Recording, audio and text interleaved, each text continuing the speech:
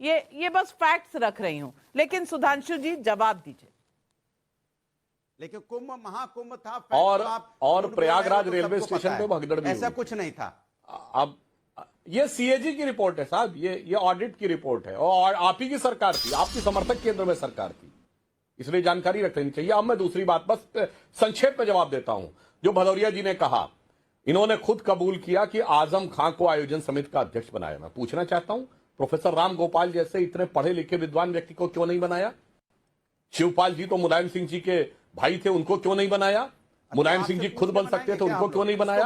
आज आपने नेता प्रतिपक्ष बना रखा है माता प्रसाद पांडे जी, उनको क्यों नहीं बनाया? ये दर्शाता है कि आजम खां को बनाने के पीछे मानसिकता क्या थी। और एक बात बहुत अच्छी बोली भदौरिया जी ने, हम कब कह रहे हैं कि हो रहा है? हजारों सालों से कुंभ होता आ रहा है, हजारों सालों से, और क्यों हो रहा है, कैसे हो रहा है, ये भी बताना चाहता हूं। इन्होंने अनजाने में जो बात कही है, ये प्रयागराज का कुंभ जो है, ये हम उज्जैन, नासिक और हरिद्वार तीनों में होता, अगला कुंभ उज्जैन में होगा। जानते हैं, जब प्रयागराज में होता है तो वृष पे गुरु होता है, जब उज्जैन में होगा 3 साल के बाद तो सिंह पे गुरु होगा, इसलिए उसको सिंहस्थ कहते हैं। और जब वृष पे चंद्रमा होगा और मकर पे सूर्य होगा।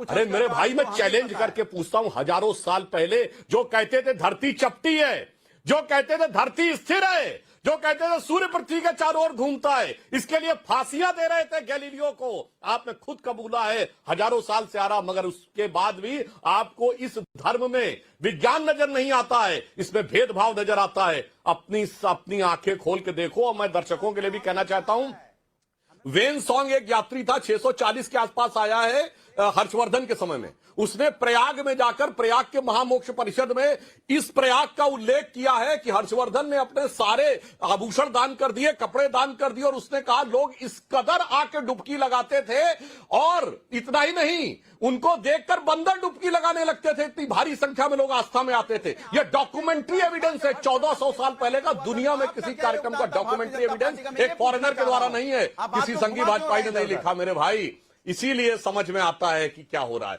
हमने सिर्फ उसको एक सम्मान, स्वाभिमान का स्थान दिया है, आपके लिए हिकारत का स्थान था, इसीलिए आजम खां को आपने अध्यक्ष बनाया था।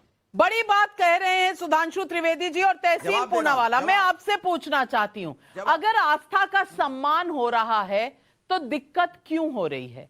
कांग्रेस और समाजवादी पार्टी के पेट में दर्द क्यों हो रही है? आस्था का सम्मान है, महाकुंभ पहली बार नहीं हो रहा, पहले भी हुआ है, अखिलेश जी के समय में हुआ है। कैग की रिपोर्ट मैंने पढ़कर बता दी है, और ये कैग की रिपोर्ट आपकी सरकार थी मान्यवर, आपकी सरकार थी 2013 में, तब की कैग रिपोर्ट है, तो मोदी का तो कोई रोल था नहीं इसमें। लेकिन सवाल यह है कि निमंत्रण क्यों दिया जा रहा है, ये सनातन की बात क्यों हो रही है, ये सवाल क्यों?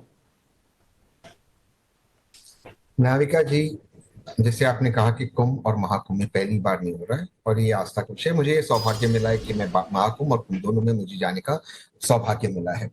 लेकिन जो न्योता की बात है, जो इनविटेशन की बात है, ये तो कहीं नहीं दिया जाता। जिनको भी बुलावा आता है वो जाएंगे, वो वहां पर अपना माथा टेकेंगे, वो वहां पर श्रद्धा पूर्वक अनुसार वहां पे जो जितनी भी रीतियां है उसमें वो भाग लेंगे। लेकिन भाजपा इसको पॉलिटिसाइज कर रही है। माननीय अखिलेश यादव जी को पूछा कि आपको इन्विटेशन मिला है, तो इनविटेशन की बात ही नहीं होती। काहे भाजपा इस पे क्रेडिट लेने की कोशिश करी?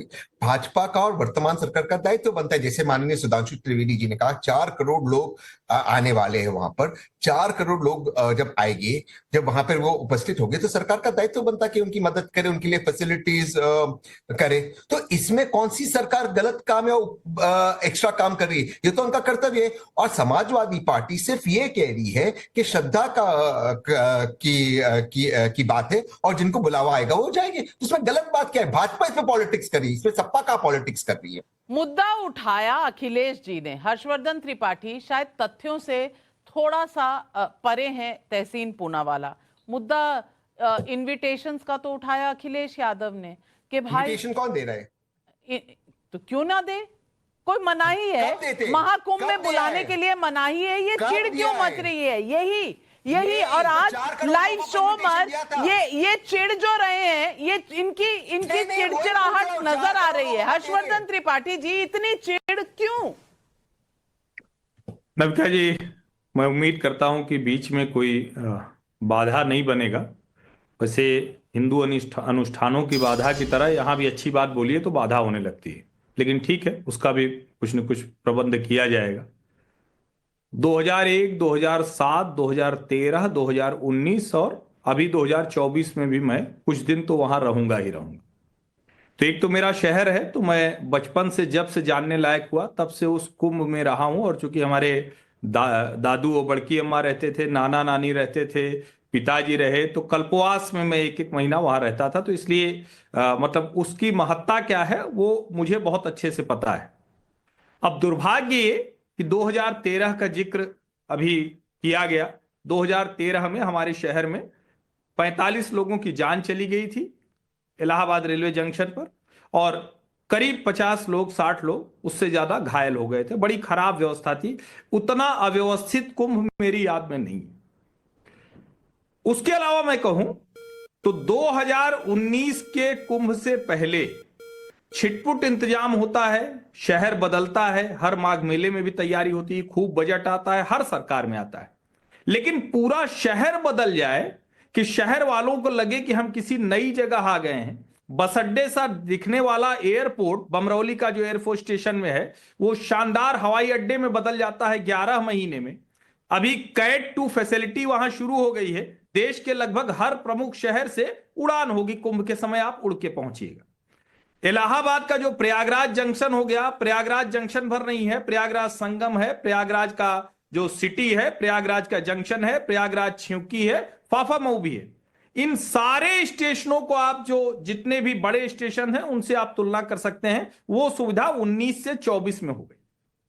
अक्षयवट का जो किला है जिसके अंदर अक्षयवट है, वो रक्षा मंत्रालय को विशेष निर्देश दिया गया, 2019 में खुला। सरस्वती कूप फिर से खुला।